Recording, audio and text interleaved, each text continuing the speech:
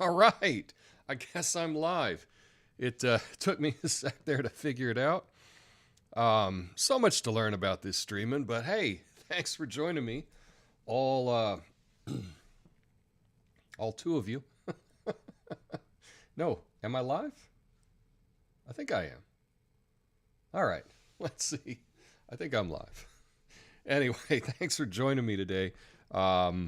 It's a beautiful, beautiful, overcast, windy, cold Thursday here in Portland, but have a sip of coffee.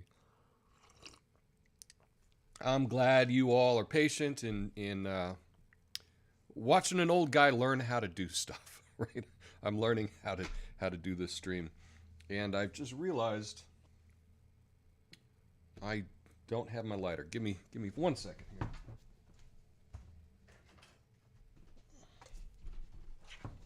All right, first flame on. Let's get this going. You can light your own torch at your house if you want to play at home, play along at home, or tea light, candle.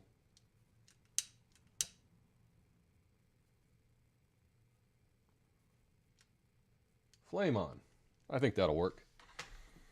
Hey, it is January 4th, 2023, a Thursday, and I've got some fun stories for you today. Today, we're going to talk about Kinzinger going to CNN in a move that shocked absolutely no one other than that he chose CNN over MSNBC. I'm going to give you an update about the madness that's happening in the House of Representatives. I'm going to talk about some doctors that have been threatened for prescribing or trying to prescribe people alternative treatments for a cough.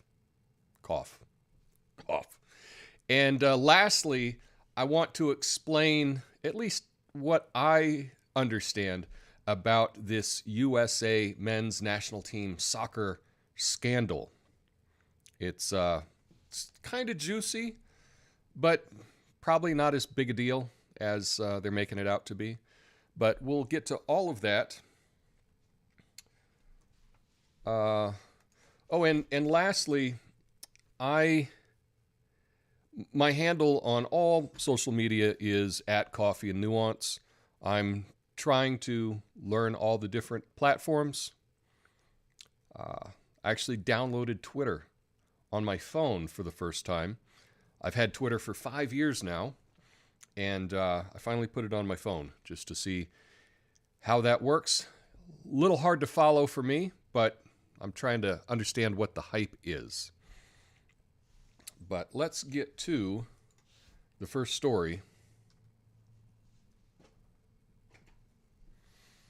about CNN's newest employee. This is Adam Kinzinger. I did a Google search. That's what I got, so that's odd.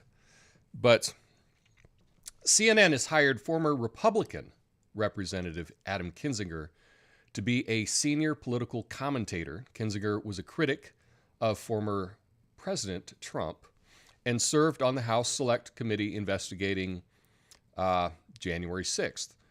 He'd previously served 6 terms in the House and is a member of the Air National Guard. The hiring comes as CNN's new president, Chris Licht, aims to give the network's programming and political coverage a more diverse range of viewpoints and a more sober tone. Kinzinger has recently criticized Kevin McCarthy and has not ruled out running for president in 2024. Now, I guess anybody can say that. Technically, I have not ruled out running for president in 2024. It's probably not going to happen, but I guess everyone can make that claim, right? I have not ruled it out. There's a lot of things I haven't ruled out. But let me give you a little commentary, I guess, on Kinzinger. My opinion may be in here a little bit, but I believe that he is a warmonger. He's received campaign contributions from arms manufacturers, advocated for war against Russia and a no-fly zone in Ukraine. Kinzinger was also a member of an online troll farm founded by a neo-Nazi and is called for the reinvasion of Afghanistan, the assassination of an Iranian military leader, intervention in Venezuela, and the invasion of Syria. CNN, which is part of the propaganda industry and so-called news network, recruited Kinzinger as a commentator because of his warmongering views and to give him a larger platform. That's my opinion on it. What did Glenn Greenwald tweet? And he said, it's funny when these liberal outlets know they have to hire Republicans to maintain the facade of being a news outlet, but then only hire the ones who agree with liberals on every key issue and won't even alienate or even challenge anyone in their audience. And that's what they did here. You know, it is funny that the new CNN, I don't know, what are they, 3.0 now, 4.0, say they want a diverse range of viewpoints. And they're like, let's get a Republican. Well, we need a diverse range of viewpoint. 100% of people at our network think that Donald Trump was the worst person that's ever walked the planet. Okay, Mr. Kinzinger, do you think the exact same way that we do? Oh, you do? Oh, we'd love to give you a senior position here at the network. It's rather incredible. Those people that were thinking that CNN was changing to be a little more balanced, it's hard to agree with that conclusion based on this hiring. Also, Kinzinger founded something. This is going to be fun. But he founded something called Country First. And it's described as a movement of those who feel politically homeless in the failed politics of today and want to bring truth and accountability back to government. Yes, Adam Kinzinger wants to bring truth back to government. That's hilarious. That is hilarious. I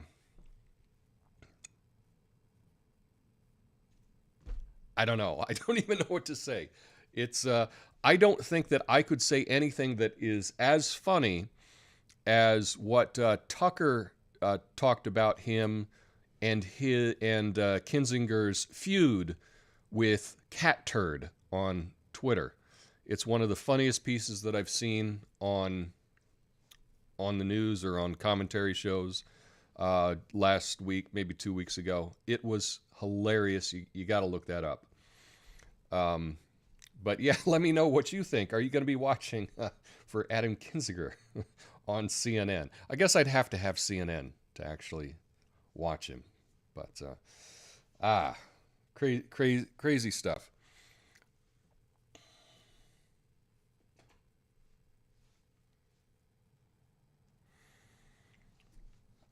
But I do want to give you an update about everything that's happening in the House this morning. I was watching the proceedings, and boy, it's bad. It is really boring. You know, I've never been bored, I don't think, in my life, but I may have to reevaluate that claim after trying to watch the House proceedings this morning. McCarthy lost another round of votes. It looks like he's going to lose another round again, a second round again this morning. I don't know, what are we up to? Eight rounds so far? And like I said yesterday, I think it's going to go on for a while. We've had McCarthy state that he will not back down from this vote, that he will not put up any other Republican. It is going to be him. And you have a group of people, at least 6, that have said, we will never vote for you, ever. So it looks like a stalemate, but we just have to let these things play out. This does remind me a lot of game theory. There's a graduate level game theory And I think that some politicians could probably learn a little bit about how to go about this, because I'm not real impressed by really anyone in the House in what they're doing with this. I do salute those people that are trying to leverage their vote to get something out of it. That's how things work. So again, we'll just have to see what's going on with this. But that's the update. Not much of an update because, well, they haven't done anything. They've just voted, and that was it. They voted, and he lost again.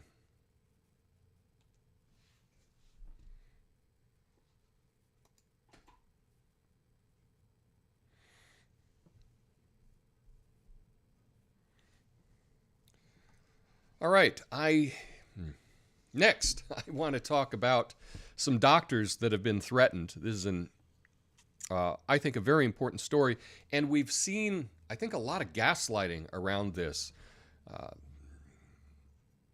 The CDC, FDA making claims that they never said that you couldn't use ivermectin, and they most certainly did. But the story is Dr. Yusuf Salibi and other healthcare professionals in the U.S. have faced investigations, threats, and other consequences for prescribing ivermectin, a medicine that has not been approved by the U.S. FDA for the treatment of COVID-19. However, the FDA's stance on the use of ivermectin for COVID-19 has been challenged in a lawsuit brought by 3 doctors who argued that the agency illegally interfered with their ability to treat patients. The lawsuit was dismissed, but an appeal has been filed by the plaintiffs. Some doctors have lost their jobs or faced investigations by the state medical boards for prescribing ivermectin, and many have received threats from the New York Attorney General for prescribing across state lines. Patients and advocacy, I know how to read, groups have also reported difficulty obtaining the medicine. And this is something that you're going to see a lot. Someone did something, and then time goes by, they try to erase the history, and they say, oh, we never said that. Here's the key. If you have the entire media backing you up and you don't have actual fact checkers, you can get away with it. And that's what the FDA, the CDC, that's what's going on. They are trying to change the past as if it didn't exist. They absolutely did go after doctors that tried to prescribe ivermectin. And the hilarious thing is this is one of the safest drugs that's ever been invented.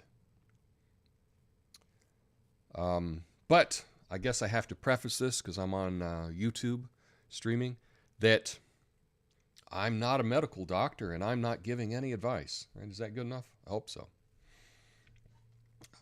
Who knows?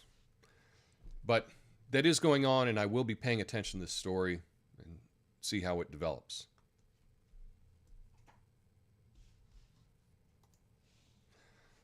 And lastly, I want to talk about the U.S. national men's soccer team, because there's a big scandal that's happening. Now, it involves the soccer coach, Greg Berhalter, Claudio Reyna, he's a former player, and father of a current player, Gio Reyna, and Reyna's wife, Danielle Reyna. It's alleged that Reyna's wife, Danielle Reyna, it's alleged that Claudio Reyna threatened to share information about Berhalter's past in order to leverage Berhalter's firing. The incident in question is a decades-old domestic violence in which Berhalter kicked his now wife, Rosalind. Berhalter admitted to the wrongdoing in a statement and identified an individual who contacted U.S. Soccer in an effort to get him fired. It's now known that this individual was Danielle Reyna, The Reynas and Berhalters have a long history and relationship, but the incident and Berhalter's comments about Gio Reyna's performance apparently caused a rift between the families. So, my understanding, and I'm probably wrong on this, but the way that I understand this is back when the current coach, back when he was a teenager, when he was 18, he kicked his girlfriend. And years later, that's who he married. But at the time, Danielle Reyna was the roommate of his then girlfriend, now wife. And she was aware of this domestic violence incident. And they've had to forgive him and let it go and come to terms with that. But they're like, well, you made a mistake when you were a young man, and you really haven't paid a price for it, but we've all just kind of gone along with it, you know. And then their kid, Gio, who's on the men's national team, apparently was kind of acting like a jerk, maybe demanding a little bit too much. And so Berhalter, the coach, was punishing him for his behavior. And that's a little rich, because he's like, well, why are you punishing me? I'm acting like a jerk. You actually were a jerk with this domestic violence. But that was it. But apparently then after the World Cup, Berhalter made comments to the press kind of putting down Gio Reyna as being a problem. And that's what set the whole thing into motion. And I can understand if I had seen someone be abusive and not be held to account for that, and then later that same person is punishing my kid for acting like a jerk when you actually were being violent, that's a little bit hard to take. And, you know, a lot of people have called this blackmail or you know, threatening to have him lose his livelihood. This is just desserts, in my opinion. If someone has the goods on you, probably you shouldn't be calling out their kid. That's just my take. That's very poor gamesmanship, and you would expect some better strategic decisions if you're running the U.S. men's national team. You should be really good at strategy. And strategy for putting down someone who has information on you, that's terrible strategy. And to me, that's enough to tell me that this guy probably doesn't have what it takes to be the coach. But I don't really follow the national team that much. I was not impressed by their performance in the World Cup, but it is what it is. If you know more about that, you can let me know your thoughts in the comments. That would be great.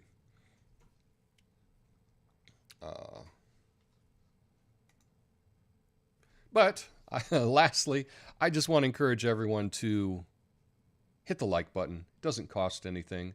You can hit it as many times as you want, as long as it's an odd number. That would be cool. And leave a comment. I think I figured out how to make the comments stay around after the live stream is over. And if so, I'll be able to reply to those. But I'd love to know your thoughts about this. Tomorrow, Friday, that's right, it's Fact Check Friday.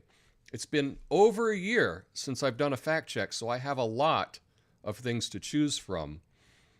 But I think you're going to like what I choose. Have a beautiful day. See you tomorrow. Peace.